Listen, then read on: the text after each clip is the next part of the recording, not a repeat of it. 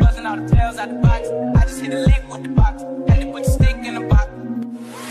I'ma get lazy. What I wanted to ask you about is your upbringing, like Asheville, North Carolina, right? Yeah, How does one have the, of course, everyone has the dream, right? Like when I first right. started playing ball, I wanted to become a professional player in the NBA. Just doesn't happen because injuries happen and all that. But how does one make it out and just keep like striving? Because you were a four-star cornerback, right?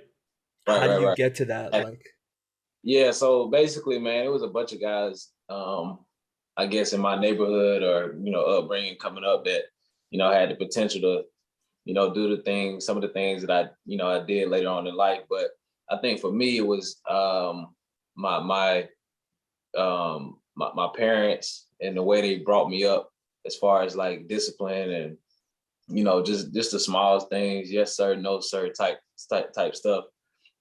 Then work ethic, you know what I'm saying? When everybody was, I guess, out doing their thing, I was training with my pops, had me doing certain things that other kids wasn't doing. So that was a big part of my success right.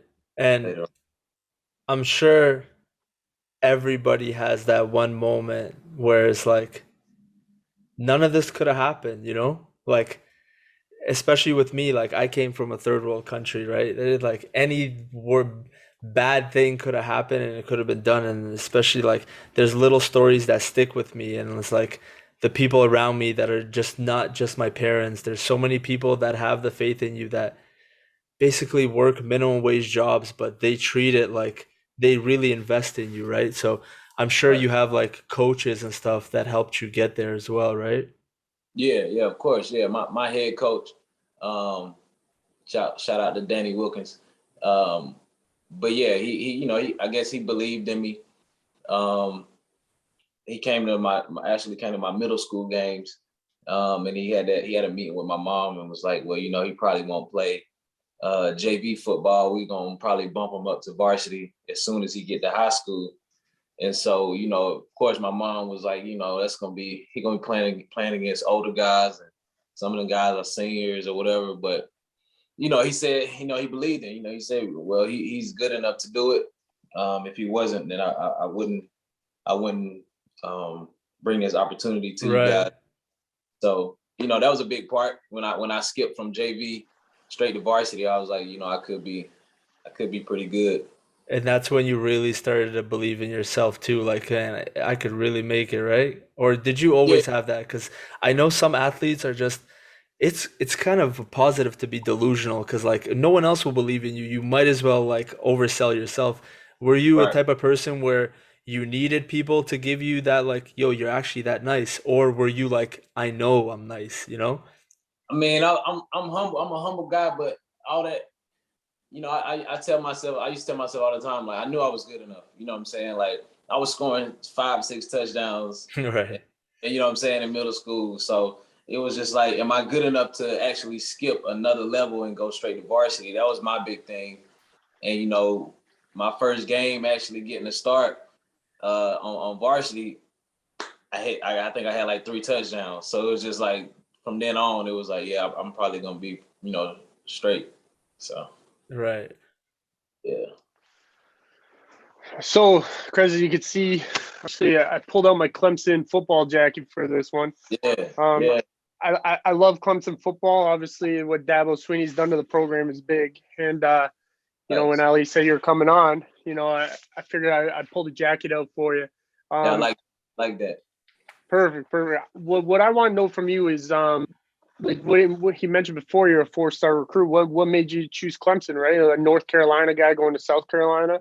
Right. You got that little interstate rivalry there. What made you choose them? I think it was when I went on my visit. I took an unofficial visit. I remember the game they were playing against Miami, and it was just the atmosphere. Clemson is basically a football town, so Hmm. it was like it felt homey, and it was only an hour and a half away from home, so it was far enough away, but it was close enough to get to. You know what I mean? So that was big for me. Um, And then with it being so small, it was like you had to really go look for trouble. You know what I'm saying? Yeah. Right. I mean, you didn't have to. Trouble wasn't just around. You had to go look for it in Clemson. So that was a big thing for me as well. Well, I saw that you went back for your senior year, right, to finish your education. Was that the major reason why you went back? Not really. To be honest, I was thinking more about football. My junior year, I had a pretty good junior year. I was ranked, one of the top corners to come back. So it was really for me. I was trying to, move up into the draft, which it didn't work out that way. I didn't have a lot of stats my senior year. We switched, D coordinators, but I definitely wouldn't. I tell people all the time if I could do it again, I probably would have left my junior year. But things happen, and just got to go with it. Okay. So that whole college experience as well, coming from Asheville, was kind of like a shell shock, like especially like the first year where that's literally probably the first time in your life when you were walking around campus and people were just like in awe, like, hey, that's that dude, you know what I mean? Like, Right. how did you adjust to that? Like, how did you know, like, of course it comes back to how you were raised and you said being humble, but there had to be so many distractions as a student athlete, especially high major. Yeah. How did you adjust to that? Oh man, I mean, I adjusted some, and sometimes the distractions will get you, but Yeah, facts. you know what I mean. That's part of growth. That's part of being a college student athlete, and you just got to go with the flow. I guess if you can't let it get to you because it can happen. Distractions are gonna happen, but you live and you learn. I guess that's just life. Period. You just gotta live and learn, man. And I definitely lived, and I definitely had some learning experiences. Yeah, 100%. Okay, so senior year, you're like, all right, I'm gonna declare, right? And I Right, saw in the combine, you ran a 4.43, which is faster than an average quarterback runs, right? So right. all that went well. I always wanted to know because of course, I'm much more familiar of like the professional basketball side, like the draft process in the NBA and everything. How did they go about kind of, was there any teams talking to your agent like we're gonna get him, we're gonna go for him, or was it basically like you go into the draft, you don't know what the heck is going on, and you're just kicked Yeah. back? Because like I just heard a podcast um, with JJ Redick podcast, and they said he already knew he was going hmm a month before, right? So I want to know, how was your experience like? Nah, man. To be honest, I had a lot of teams call me the night before or the day before the draft. Of course, at the combine, I met with a lot of teams, but everybody called. They were calling to make sure this was the right phone number or whatever. I met with Pittsburgh at the combine. So I mean, I don't want to say I knew I was going there, but they were showing the most interest. And I was watching the draft, and I seen a 412 number call. I was like, oh, this might be it. You know what I'm saying? So, Right. and it was them. So yeah, but I didn't know. I didn't know it was gonna be Pittsburgh. Okay. Because that's interesting because everyone's story is different, right? And I Yeah, guess the process is a lot different for everyone. So, okay, you get into the NFL, same draft years like Antonio Brown, Gronk, Gino. How was there a brand new shell shock? Like you already just had to adjust to the Clemson lifestyle, right? Now you're in the NFL. Now it's a whole nother level, right? Is yeah, it is it more so because as a student athlete, as much time as you take training, you also have to pay attention to school because then word gets out like you're not going to school, and then it's a whole like North Carolina Vince Carter story where he didn't even go to school. Okay, So, how did you adjust to becoming a professional NFL player? Like this is really what I'm going to be doing for the rest of my life. right. Um, Man, I guess it really didn't kind of hit me until like like training camp, I guess. Like I'm like, dang, I'm really in the NFL. I'm going against, that's when Hines Award was there. Then you see Big Ben, and it's like, man, I'm really here now. You know what I'm saying? But for me, I guess it was more of I'm supposed to be here anyway type thing. You know what I'm saying? Like, Right. I wasn't really, like I said, I'm a humble guy, but I wasn't really starstruck like that because I felt like, especially when I got into practice and I started practicing against the guys, like, man, I really can play with these dudes. You know what I'm saying? So it was like more of a I'm supposed to be here type feeling. You know what I'm saying? Yeah. So I watch a lot of Hard Knocks. I love the NFL. My dad, huge CFL guy, huge Argos guy. That's actually what got me in playing football when I was in high school. And anyways, I want to know who was the best wide receiver, college, pro, anywhere that you've had to cover it, and what made him so good. Man, I get asked this question all the time, and I give the same answer. And I guess it's one of those answers that people don't want to hear, but it's just the truth.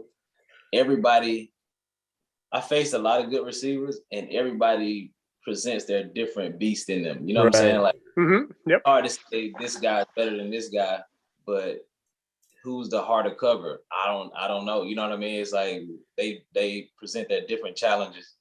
So, with that being said, it's like everybody that you face in the NFL, whoever the star or maybe the second guy is, they present their different things that you got to work on, things that you got to study. You know what I'm saying? Like, of course, you got the Calvin Johnsons who will jump over you, catch everything, and hard to Tyreek Hill. Yeah, then you got the guys, and you got Antonio Brown who can run routes, get past. You know what I'm saying? So it's just different. It's different for you got to prepare for everybody differently. You know what I mean? You can't go up against, you can't go up against Calvin Johnson and think you're gonna guard him like you guard Antonio Brown or vice versa. You know what I'm saying? Right. So to play off that, because with Hard Knocks, you see everybody trash talking. You see, right? Like you see Ocho Cinco, the 1 year he gets kicked off the team. Jalen Ramsey's always talking. Yeah. And wide receivers, DBs, they go at it all game long. Yeah. I was wondering what if you had a really good trash talk story. Like it doesn't matter, college or pro, same thing. Like what is there one moment that's with you where you guys just going back and forth, just talking trash the whole game?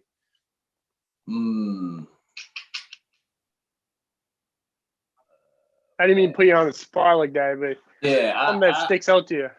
That's the thing. Like for me, I'm a very calm during the game. I'm calm. I might say a couple things just to try to get you out your game just a little bit, but it's not gonna be a back and forth type thing. I can't think of a game where somebody went back and forth. I remember I played against Steve Smith, my first game ever starting. Steve Smith, yes. I went against Steve Smith, and you hear the stories about him, and you're like, man, does he talk a lot?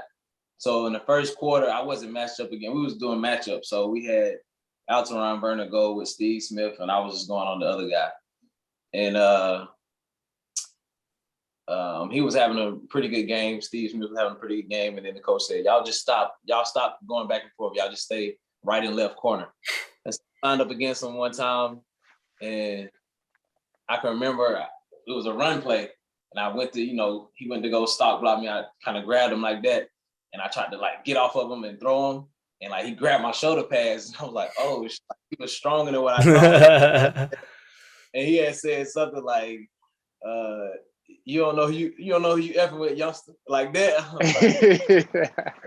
You know what I'm saying? So then after that, I was like, hey man, I ain't even want to talk drunk. I was just like, hey, let me get your jersey after the game. Did he give it to you? Nah, he didn't even give it to me. But at the end of the day, I was just like, dang, that's Steve Smith. You know what I'm saying? Yeah. So that's one of the moments I remember because I really never talked junk like that. I never really. You know what I'm saying? Like unless we was just going at it the whole you did some dirty stuff or something, you know what I mean? Yeah. Steve Smith was one of those. He was tough. He was like Hines Ward, right? Like he just real tough. Right. A little guy too. Like you didn't want to mess with him. but he's strong. That's the thing. He was strong. I thought I was just gonna be able to throw him, but Oh, yeah. Okay. So Pittsburgh landed, shell shock out the way. You're a pro now. What was your welcome to the NFL moment? Like when you're like, okay, like I'm here. These guys are all part of the 1% in the world, you know? right. I think for me it was when we did this little drill. We did this drill in practice where, it's a special teams drill where it's 2 jammers and the gunner, and I gotta beat the 2 jammers, right? And then, so it was Ike Taylor and Will Gay, and they always taught us never try to split the jammers. You know what I'm saying? I'm like, man, I think in my mind, I'm like, I think I'm quicker than he. You know what I'm saying? I could probably get inside.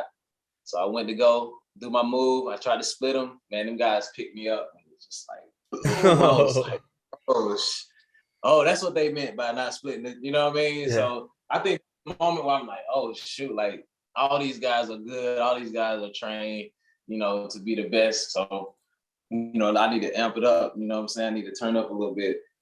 But that was like my moment. You know what I'm saying? Like I said, on defense, I felt like I was supposed to be in the NFL. You know what I'm saying? So nothing really surprised me when I got on defense. I was just, I was just balling. But I never really played special teams in college, from my freshman year. My freshman year was the only time I really played special teams. You know what I'm saying? So it had been a long time since I had to do that. So, it was like, oh, shoot, I need to learn some special teams to move from. Yeah. Right. Okay. So you have like a very unique story because an average defensive player in NFL is about 3 years, right? You were there for about 5 years. And just tell us about your road. Like how does Crezdon end up at the Argos right now? Like we want to know through the trials and tribulations because man, for the road that you had, like you have to really be resilient to still be here. You know what I mean? So I just wanted to know if you could touch a bit on that. Man, yeah, like you said, boy, you gotta be resilient. You gotta believe in you even when somebody tells you, this could be it. You know what I'm saying? Like I done had so many guys, so many GMs, coaches ask me like, well, what are you gonna do? You know what I'm saying? What are you gonna do after football? What are you gonna? And I'm just like, I ain't done yet. So I'm telling myself that. I'm like, I'm not done yet. Right. And the NFL, I stopped getting calls from them. And fast forward, let's backtrack. I had been cut in 2012, 2011 may have been my roughest year. I was coming off an ankle injury. So, I was 2012, I was coming off my ankle injury and I'd been on like 4 or 5 teams just in that 1 year. And so that's what make it look like, oh, they ain't been on a lot of teams. It was just that year that I was on, a couple teams. And my last year in the NFL was in 2016, where, I was with Detroit, had a good year with Detroit. But then, I stopped getting phone calls in 2017. So that's when I had asked about the CFL because I didn't want my career to just be over with. You know what I'm saying? Like, tell guys all the time, if you want it to be over with, then it'll be over with. It's so many leagues. It's, the Arena League, it's Canadian League. You know what I'm saying? Right. It depends what you're doing it for. If you're doing it for the money, then yeah, it can be over with for you. You know what I'm saying? But if you're doing it for the love of the game, then go to one of them leagues and finish out how you want to finish out.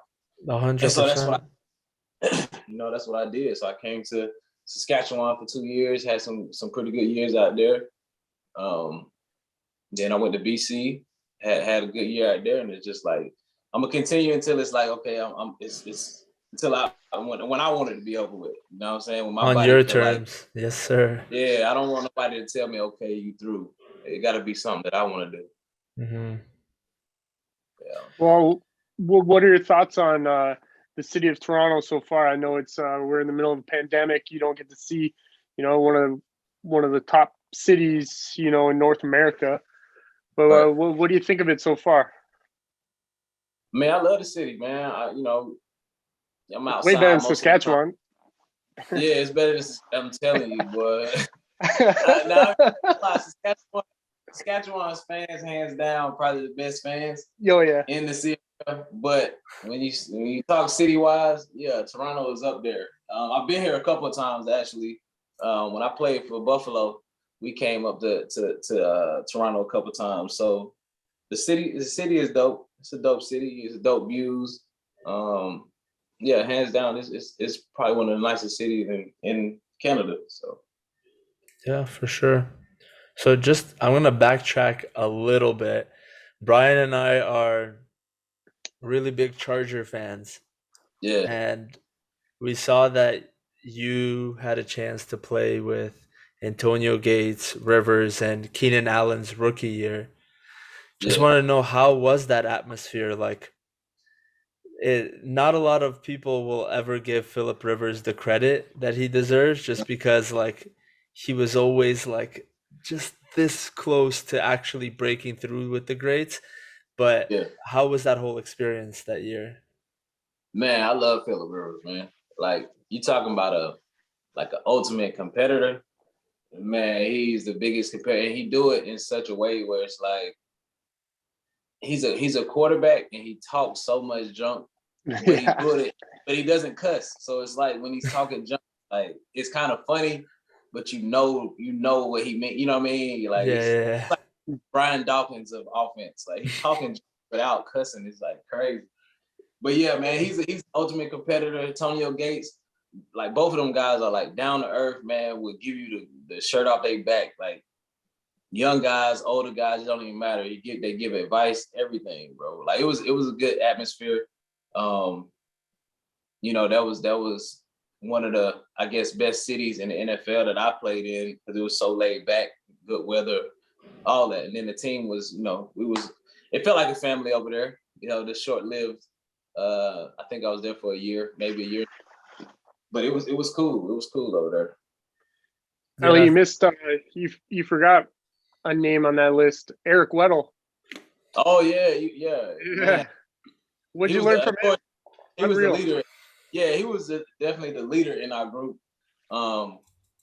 He was down to earth too. He was like more of a coach on the field. What people don't know, like he knew everything. He knew what the linebackers had. He knew what the D line was doing.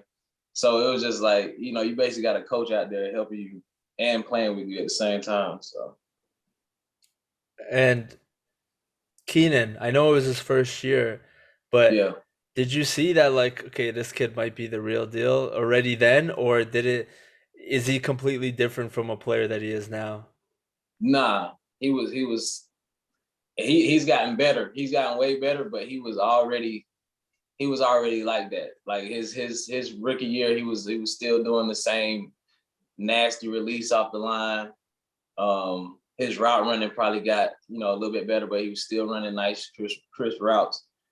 Yeah, we knew right when he touched the field, he was gonna be great. We knew it.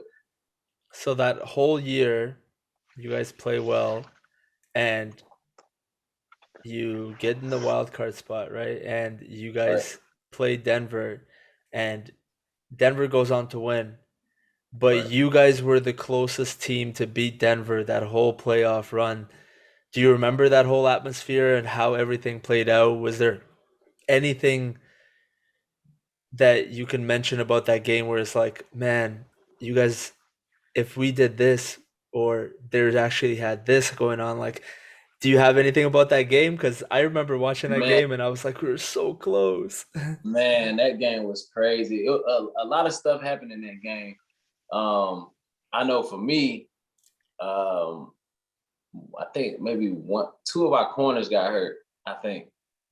And our safety was Marcus Gilchrist was supposed to go in that corner, and that next play he got a concussion or something. And so the last couple of series, I was in that corner, you know what I'm saying? Fresh off the bench, you know what I'm saying? Just playing special teams. And like, I'm like, dang, that's Peyton Manning over there. I'm going against Ferris Thomas. Like, it's at the end of the game too. It was close. So, and they end up running the ball, I guess, trying to run the clock out or whatever. But they couldn't. We were trying to get a stop. So all I can remember them was calling like blitz zero. I'm in cover zero with Demarius Thomas. You know what I'm saying? They're telling me to go press them. I'm like, I'm fresh off I'm cold right now. You know what I'm saying? But that's what I remember from that game. I'm like, dang, bro, a lot happened. I feel like we still, could have won that game. A couple guys got hurt, but I blame Mike McCoy, but whatever. Hey, shout out to McCoy, man. He gave me I will believe that part. You would try to stir some shit up. I can't say they gave me a chance, man. Yeah, facts. Okay, so to close off the NFL route, what was your favorite stop? Like that whole experience, NFL, what was your favorite stop and the most like humbling experience where it's like, okay, like I'm content. I can go now. Yeah. I think in 2015, I was in camp with Detroit. They cut me. And then I want to say maybe week 7, Rasheem Mathis had got a concussion, and they had called me back, signed me back.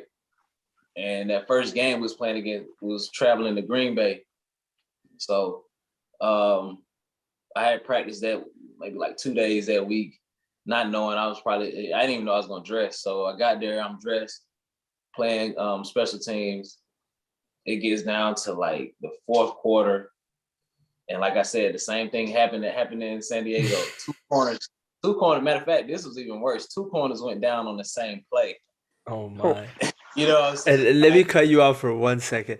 Anytime injuries happen and I was the backup, those are my brothers. But deep down, you're like, let's go. This is my chance because I know. Yeah. But see, I ain't gonna lie, for me, I was like, damn, I'm cold. Like, it was cold out there. I'm like, both of y'all got hurt, bro. Like, okay, so they both get hurt. And Green Bay had scored on that play. They scored, and they were we were up by 2. So they had to go for the 2-point conversion. And so that's when they put me in, you know what I'm saying? And right when they put me in, Green Bay calls a timeout. So I guess they just wanted to see who was going to get put in, what position they was going to put me at. And they called a timeout, and we called Blitz 0 again. That's your luck, eh? So the safety, Glover Quinn, came up to me and was like, hey, bro, they coming at you, bro. I'm like, I already know. You know what I'm saying? I mean, I'm the only dude that ain't played. Right? So they put Devontae Adams in the slot, knowing that we were in Blitz 0. Put him in the slot, put the tight end out wide. So our safety went out on him. And I'm like, oh, they about to work me in this slot. You know what I'm saying? So we're in Blitz 0. They don't know we're in 0 yet. So now they know. Everybody on the line of scrimmage, now they know we're in 0. And so they run the route. Boom, he run the little corner route to the back of the end zone. I didn't even look at the ball. Like, I was running to him. You know what I'm saying? I'm running with him. And at the last minute, the ball came. I hit the ball out. I'm like, oh, snap. Like, that was one of the biggest plays of my career. Like, because we haven't beat Green Bay since Barry Sanders was there. Right. You know, we ain't been Green Bay in Green Bay since Barry Sanders. And so knocked it out. Boom. So they go for the onside. I'm thinking the game over. We good. Onside kick. Man, they kick an onside kick. Calvin Johnson drops it. I was like, oh, I got to go back out there. So now it's like I can go back out there and play another down, play another series. So you were content already with the big play. I was good. I did what I had to do. Got my pass break up. Let's win the game. You know what I'm saying? Let's take a knee. Man, they got the ball back. They went at me 2 more times. They caught a little slant, and then they dropped the out route that I was on. And then they go to kick a field goal, and Crosby kicks I don't even know how he missed it. Like, it was only like a 45-yard field goal, 50-yard field goal. He kicks it, and it just comes out crazy, veers to the right or something. It was supposed to be my moment type thing. You know what I'm saying? Yeah. So he ended up missing that field goal, and everybody was celebrating like, "Oh man, Crez, you saved the day," and all this. I'm like, that's a dope feeling. Look, I'm good now. I can leave now. You know what I'm saying? Yeah. But got interviews and all, they did a story on me and all that. So that was one of my biggest moments. From the couch to the something. It was something called the couch to the, I forgot what it was called. And that's what makes professional sports so cutthroat, right? Like you finally have your moment. They sign you for the rest of the season, right? Yeah. Yep. And then the next season they sign you also, but then they cut. That's what I don't understand. Sometimes, Yeah. especially in that NFL, it's so cutthroat. There's no guaranteed, especially at that level. Yeah, it isn't. You know what I mean? They bring in new guys all the time. And then they brought in a new GM and everything that year, new coach. So it was just like, it was whatever. I wasn't really tripping because then at the end of 16, they brought me back. Yeah. And I guess it figured it'd be the same kind of outcome where we was playing Green Bay again. They brought me back to play. I played nickel that game. And then we went to the playoffs and played Seattle. We lost to Seattle. But it was one of those years, man. And I still did pretty good. Still made good money. Like 2 games in the NFL. Being an older guy, Yeah. some good money. No, for sure. Yeah, it was straight. I wasn't tripping. And then I came to the sad. So. All right. One more question for you. I know my dad wants to know. What's outlook on the Argos this year? So you guys are 4-3, right? Beat Hamilton. Everyone hates Hamilton. Right. Hey, chill. I'm from Hamilton, bro. Relax. Yeah, well, I meant every Argos fan hates Hamilton. How's that? Right. So how are you feeling about the squad? How's it looking? Man, we look pretty good, man. I'm not gonna lie. We look like the beginning of the year, everybody, we look really good on paper.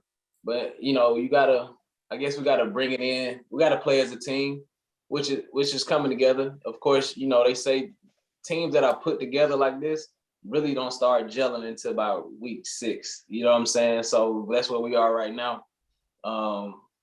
We got the second half of the season left. We look pretty good. We got some guys that's coming back off of injuries, and I think we're gonna be gelling at the right time. We just gotta keep going and come together as a group. Put it together. Once we put it together, bro, we're gonna be hard to stop. Yeah, you guys and the Ticats, you're so similar, and like you both started off slow. Right. So it will be my dream if you guys both make. Wait, did I say you guys beat Hamilton? That's my bad. I meant lost to Hamilton. That's because that's what my dad was telling me about. Yeah. He was upset about that. I misspoke there, but that's all right. You saved that win for the playoffs. We play them 2 more times too. We play them 4 times. So. And is there this is my last question for you. People think that, hey, I'm just going to play football. NFL is done. I'm going to go somewhere else. But they don't realize that the CFL is almost a totally different game. Like the field is bigger, right? It's 3 downs. Like, can you touch on that? Like, was there also another shell shock when you came to the CFL and you're like, yo, this is completely different? Yeah, it's some little rules in there that kind of got me, but yeah, the waggle kind of like messed with me a little bit. I had to get used to that. They get 10 to 15 yards head start on you. Yeah, and then the field is bigger, is wider, which causes them. We need an extra player. You know what I'm saying? Like you need 12 people on the field for how big the field is. So, but the biggest adjustment, like I said, was the receivers getting that head start on you.